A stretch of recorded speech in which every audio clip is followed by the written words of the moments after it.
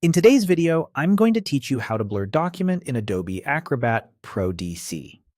While Acrobat doesn't offer a traditional blur effect, the correct and secure way to obscure information is by using redaction.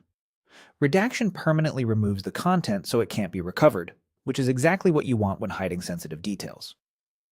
With your PDF open in Acrobat Pro DC, start by going to All Tools. You'll find this in the left sidebar or near the top, depending on your layout. Opening all tools makes it easier to access everything in one place, especially if you don't see the option you need right away. If the tool you're looking for isn't immediately visible, select View More. This expands the full list so you don't miss any features that might be tucked away. It's a simple step, but it prevents scrolling around the interface hunting for the right button. Now choose Redact PDF.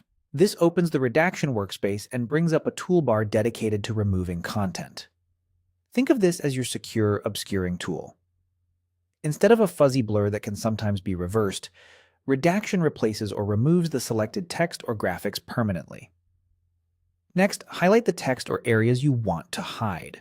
You can click and drag across a line of text, select specific words, or draw a box over images and other elements. Zoom in for precision so you don't clip nearby characters or miss punctuation. Take your time and move through the document, marking every instance you plan to conceal.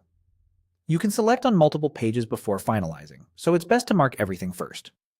When you're confident you've highlighted all sensitive content, click Apply. Acrobat will warn you that this action is permanent, which is by design. Confirm to proceed, and the marked areas will be securely redacted across the entire file. This step ensures the underlying data is removed, not just visually covered. After applying, review the document from top to bottom to make sure nothing was overlooked.